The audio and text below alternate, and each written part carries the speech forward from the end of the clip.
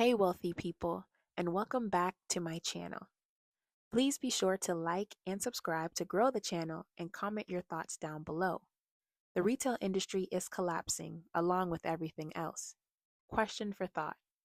Business owners are in a tough space right now where they have to choose between raising prices to keep up with inflation and rising costs or keep their prices low to keep affordability and a steady income flow. Keeping prices low provides longevity for their business and entices customers to spend, but higher prices help people realize maybe they don't need this expense after all, which in turn increases the DIY movement. So here's a prediction. I think there's going to be a retail crash. I think there's a giant retail bubble right now for crap that was never worth it, that has absolutely skyrocketed in price. And for some reason, people have bought into it and allowed that to happen.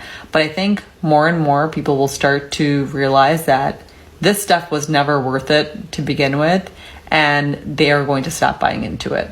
And just a few examples of this: those cheap workout sets that are made out of polyester and spandex and that they're charging upwards of $100 a piece for. Those bathing suits that are like 3 threads of fabric that they're charging over $100 to $200 for 1 or 2 pieces for. Coffees and lattes. It's just getting so wild that it's just going to become unsustainable. Skincare, makeup. And we know that their margins are outrageous because their profits are outrageous. These companies are just exponentially increasing their profits year after year by exponentially increasing the prices on these garbage things that they're selling us. And when this crash happens, these companies are going to be forced to bring down the price or go out of business. I also predict that there's going to be a new crop of companies that are mid-priced, like average priced, where it's not super cheap and it's not super expensive, but they still offer trendy quality items. And these are the type of businesses that will start taking it away from these bigger corporations. I feel like it's already happening slowly. It's definitely happened to me. I refuse to buy into any of these things, but it's going to take some time and it's going to become unsustainable at some point. It has to happen. I just went to the nail salon a couple days ago. It made me realize that women really are the recession indicators. Back in September of last year, my husband lost his job, and so when I was still going to the nail salon, I would tell my nail tech, hey, like, I can't do my crazy funky designs anymore. I just want like French tip or just like a plain color. My nail tech then told me, kind of funny that I said that because he's noticed less customers in the nail salon, and when they do come in, they're pretty much the same. It's usually the girls who get a lot of design were getting less design because their husbands were losing their jobs. So he's like, I'm worried for my business. I'm losing a lot of customers. I turn around, I have no appointments. And I'm comparing it versus now in June of 2025, I went recently to my nail appointment and he said that those women have decided to still come in, but instead of usually getting their fill-ins every 2 to 3 weeks, they're now going for 4+ weeks. Like, he said that there's been customers that come in and their nails are like literally grown out to here, and he's like, I can't even charge them for a fill-in anymore because it's already a new set. So it's actually costing them more, but they think that they're spending less because they're waiting so much in between appointments. I let him know that that's kind of interesting because I was thinking about the red lipstick theory, or I guess you could call it the lipstick index, I think it's called. I'm not sure. I don't know. I heard about it literally through TikTok. I had never heard about this before. Lipstick sales go up when times are hard. Look at the people's nails around you. If they're usually someone who gets nail designs, or what you notice when you look at other people's nails, what kind of nails are they getting? Are they getting regular, normal French tip nails, or are they getting like extravagant designs? I don't have a business background, but I am very observant in terms of how people consume products, media, and everything in between. And I will notice, just seeing all these consumption videos on my feed, that I am actually deeply concerned that the retail market, the whole industry, is going to face some sort of severe crash. Because why am I spending $100 on a new t-shirt that's 100% polyester polyester? Why are people so frustrated that all the decor items and seasonal items are 100% plastic?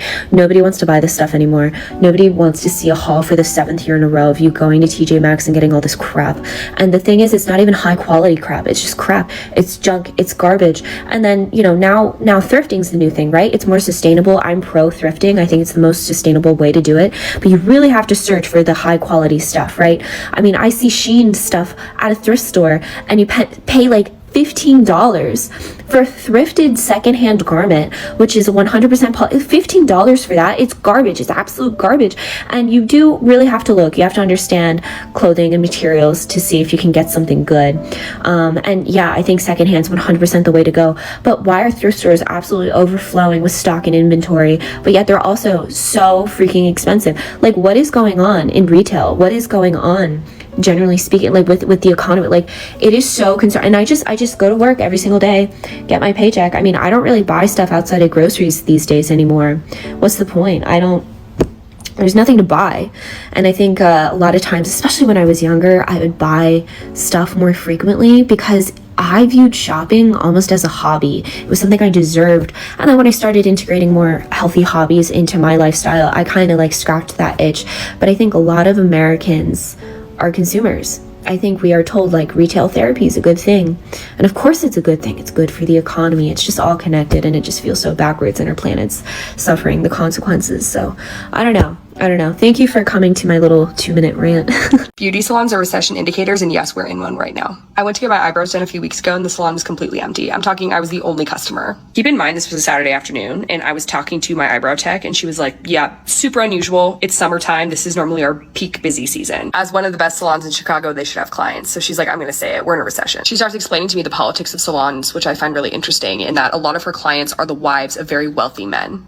And they've recently pulled back and decided that that extra income is not something that they want to be spending, which is absolutely a recession indicator. There's also the flip side of women who are paying for their own services that have decided, I can't afford this anymore, and I need to do my own eyebrows, or I need to do my own nails. And so she's actually looking for another job right now, because she's like, I have to pay my bills, and I'm not getting enough foot traffic right now and clients to be able to do that. There's a reason recent grads aren't able to get jobs, and it has nothing to do with their work ethic or their degree. The market is bad. The economy is not doing great right now. Whether people say that explicitly or not, that's why fascism is on the rise. One of many reasons. I watch CNN every day faithfully. The economy is bad. Yeah, it's bad.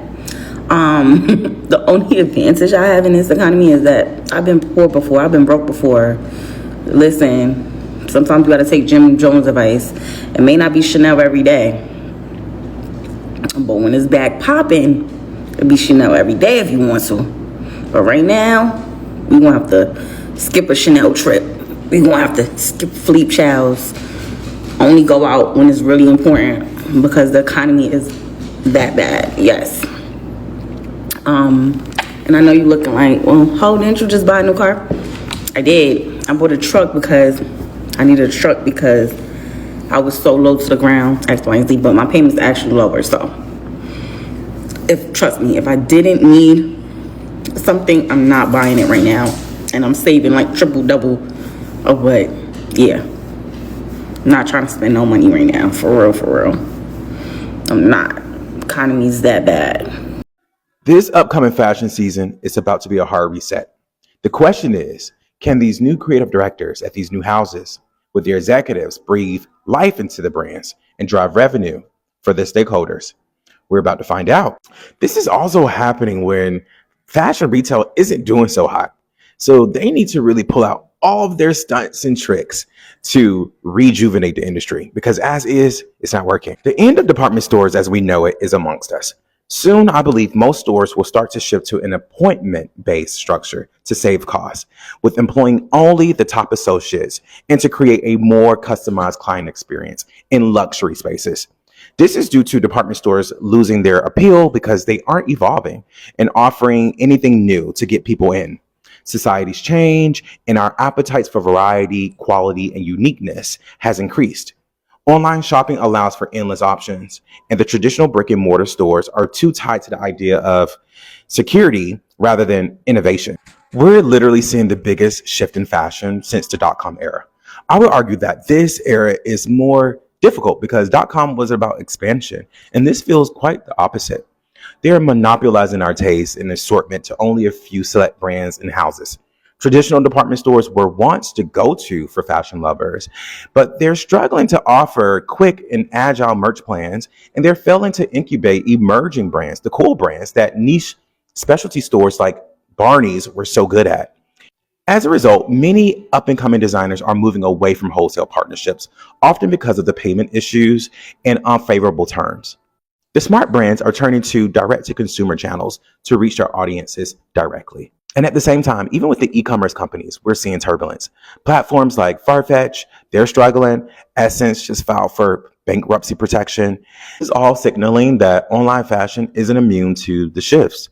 The entire industry is rethinking how to stay relevant. And it's clear that both brick and mortar and digital platforms need new strategies to adapt to a rapidly changing fashion ecosystem.